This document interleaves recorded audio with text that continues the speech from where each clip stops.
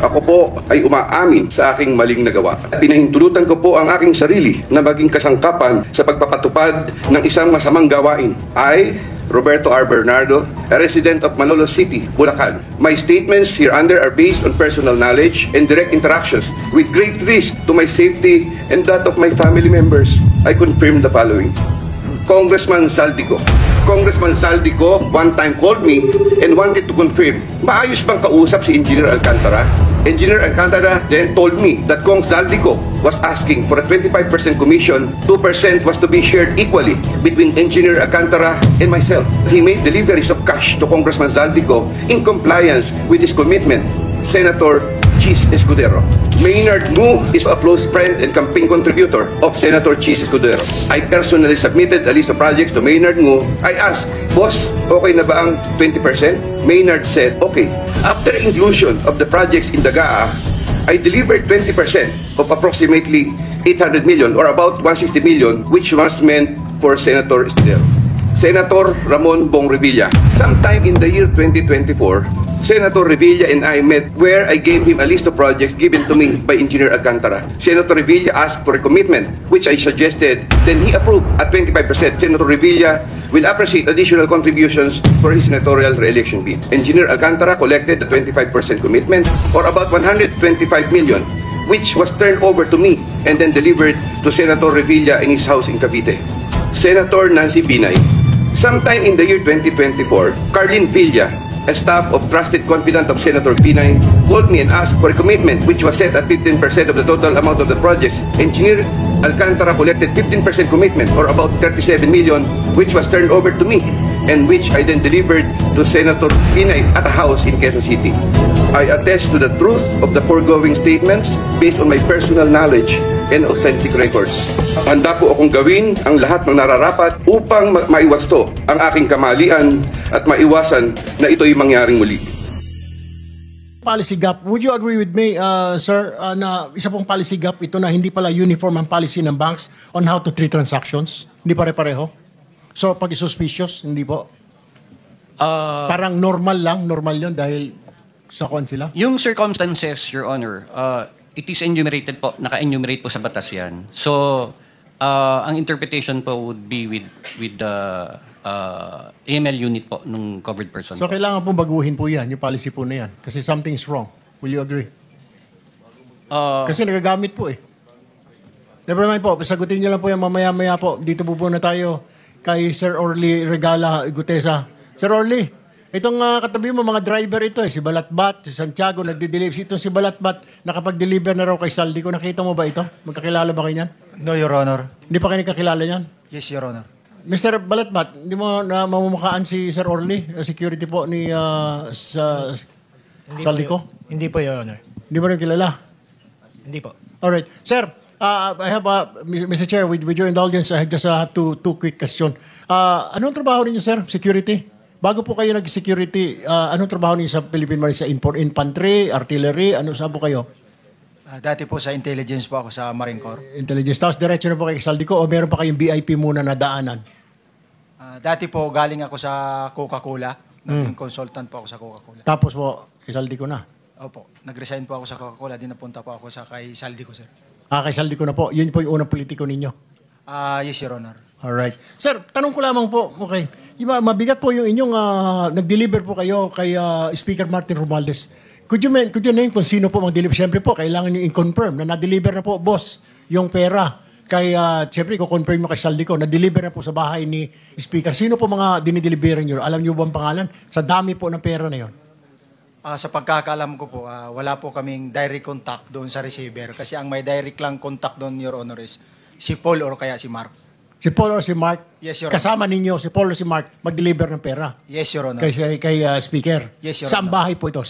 Doon sa 42 Forbes, Your Honor. 42 Forbes. Okay. Alright. Ilang beses po kayo mag-deliver doon sa 42 Forbes sa sinasabi ninyo? Bakit po nilalaman na bahay po ni Speaker yun? Sino po nagsabi? Based doon po sa pa-deliver ng i-deliver sa bahay ni Speaker. Sino nakakaalam? Si Paul at saka si Mark? Yes, Your Honor. So, dinadala po kayo doon sa bahay ni Speaker? Okay. Yes, Your Honor. Ilang beses po kayo nag-deliver ng pera po doon? Simula po nung pag-start ko doon is ang actual ko pong deliver is 3 beses, Your Honor. 3 beses? Yes, Your Honor. Sa isang delivery, ilang maleta po dinideliver niyo doon sa 42 Forbes?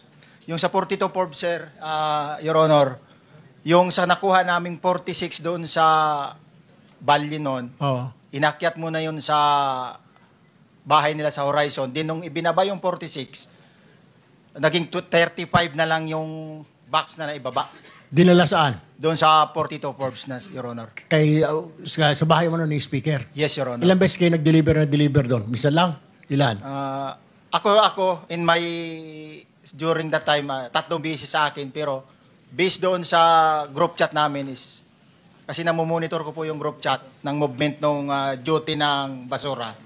Is 3 times a week, most likely, lalo na pag December. Pare-pareho ba yun? Kung ilang maleta na deliver mo, ganun din yung ibang grupo na halaga o na amount ng maleta, equivalent na maleta? No, Your Honor, hindi ko na sila mamonitor kung ilan yung maleta na idinideliver. Pero 3 times a week ang delivery doon sa 42 Forbes. Most likely, Yung Your Honor. sinasabi mo ng bahay ni speaker. Yes, Your Honor. Gaano katagal po ito? Ilang buwan po ito na 3 times a week, 3 times a week? Ilang buwan po ito? Nung time ko po, from December po yun, December eh. Hanggang? Hanggang nandoon po ako noon, ganun yung Kailan po yon? Kailan ba kayo umalis? August 5 lang po. January, February, March, April, May, June, July, August. 8 buwan. Hindi po ako sure sa kung yung mga other month is Pero 3 times a week, ha? yes, Your Honor. 3 times a week. Okay. Mr. Chair, my last question now with Engineer Bryce. Engineer Bryce, may pinag-ngangalandakan si Attorney Porto na maraming senador ang sasabit dito. Pero ngayon, hindi mo pinapatutuan. Does this mean na fake news po yung sinabi? Mukhang fake news ang binigay ni Attorney Porto ng iyong attorney sa media. Kasi sabi niya po, 6 daw eh. Marami pang mga senador. Misunderstanding po yun, Your Honor, kasi dun nga po sa computer ko, congressman po yun nandun.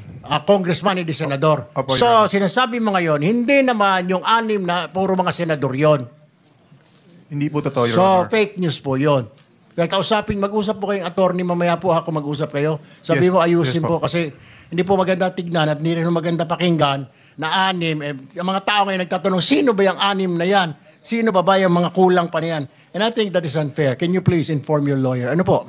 Nalinawin niya po kung congressman, di congressman po. Ano po? Kung meron siyang alam. Opo. Doon pa sa computer mo, mabilisan na lamang po. Nabanggit po ba ang Speaker Romualdez doon at sa kasaldi ko? Kung Zaldi po meron. Kong saldi sa computer mo. Wala pong nabanggit Opo. doon na Speaker Romualdez. Wala po, Your Honor. Mr. Chair, that's all for now. I'll reserve some of my questions later. Thank Yeah, you, Senate Mr. President Chairman. Mr. Chairman, just one question to Mr. Gutesa. Kasi parang nalito lang na kami na konti doon sa kwento mo. Can you give the details nung sinasabi mong delivery between Eric Yap and Saldico? Sino nag-deliver sa kung kanino sa kwento mo?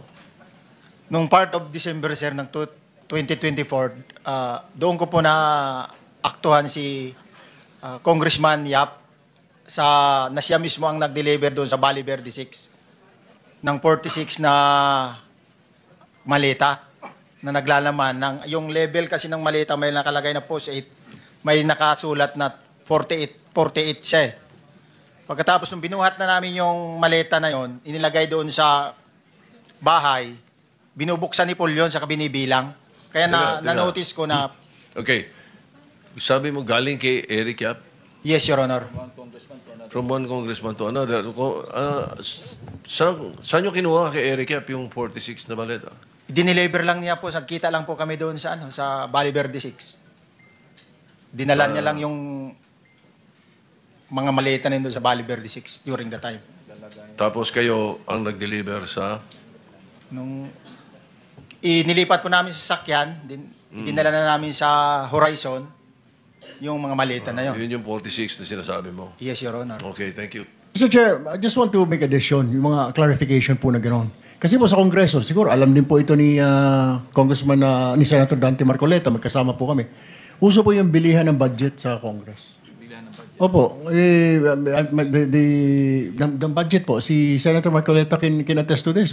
Kaya po minsan paghapon, pagpanoodin nyo po sa TV, paikot-ikot po mga kasamahan namin sa Kongreso, yun pala, lalapitan yung isa, may budget ka ba natitira dyan? Akin na lang, 20%, parang gano'n, susus basta. Yun po ang pagkakaalam ko, Mr. Chair. Thank you for the education. Hindi Mr. namin Chairman, alam sa Senate yun. Point of information. Mr. Point Chair, of information. Yes, sir. Intervention lang, intervention. Yes. Just information. Mr. Orly, bakit kasi yung na-highlight mo yung 48 lang? Sabi mo naman, halos 3 beses sa isang linggo, meron delivery. Bakit yung lamang alleged delivery ni Rep Yap parang yun ang natandaan mo? Kasi yung po, Your Honor, yung kauna-unahan na nung mag-duty ako sa basura, yun ang kauna-unahan talaga na naaktuhan ko talaga. Ibig sabihin, unang duty ko, yun talaga yung bumungad sa akin, Your Honor. Pero marami kayo, may backup, kung may advance party ka mo. Ilan ba kayong, sabi mo galing ka sa Marines, ilan ba kayo talaga yung nagsisilbi kay Rep Saldico? Total ko parang nasa 90 plus eh. So, kung 90 plus, meron ka bang natatandaan ng mga kasama mo? Mabilis lang, para makita natin na talagang nagsasabi ka na totoo. Sino-sino yung kakilala mo sa Marines? Sa Marines, mayroon. Sila Jubit Bunagan, Sige. Mark Bunagan, Alan Colisio. Maliban sa Marines, meron di bang ibang serbisyo? Halimbawa, Meron din. police meron? Mayroong pulis, anim na galing sa PSPG. Kung sakasakali, meron nakakarinig sa mga kasama mo at sasabihin nila, mali naman ang sinasabi mo, tumarap sila rito. Kaya mo ba silang harapin? Yes, sir. Salamat po, Mr. Chair. Senator Pangilinan. Yes, yung Eric Yap ba na congressman, yun yung dating chairman ng Appropriations Committee? Tama ba? Wala po akong knowledge regarding sa kanya. Basta Yes, Eric but Yap lang po yun. for the record, Eric Yap used to be chairperson of the Appropriations Committee in the House. Point of information. Thank you. Last na lang before we go on break.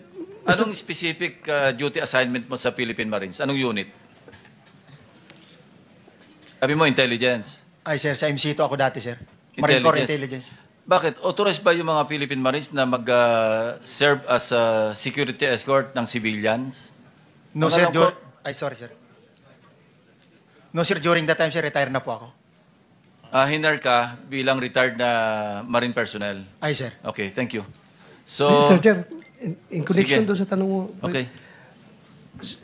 sinabi mo, 90 kayo na security ni Saldico? Most likely, ganun yung bilang, sir. 90? Ay, sir. 90? Ay, sir. Isang kumpanya na yan ng Marines kung tutusin. Yes, sir, pero 90 is the number. Napakarami. More or less, sir. More or less. Hindi ako exact sa number, but more or less. Talo si Senate President nito. Ilan lang bang gwardiya mo, sir, Senate President? Wala, zero. Ikaw nga mismo nagdadrive, no? Wala, basta kasama ko lang si 6 hour, okay na ako. Sige, thank you, Mr. Chair. Thank you. So, we go on break and then we come back at 2 p.m. Is that okay with the members? 2 p.m. And then, Mr. Chair, hindi pa ako tapos. Mayroon pa hindi ako. pa pala. Mamaya po. Mamaya na. Mamaya na lang, Resume po pag-resume natin. Sige, i-continue. You will have your fresh 7 minutes pagbalik natin. Thank you. See you at 2 p.m. At yun na nga mga kababayan, ano na ang masasabi mo? Kung mayroon kayong hinaingat komento patungkol sa balitang ito, please comment down below. Pag-uusapan natin yan sa comment section. At kung nagustuhan nyo ang video, ay huwag kalimutang mag-like at i-share na din para mas marami pang makaalam at umabot ito sa marami sa ating mga kababayan. Maraming salamat po!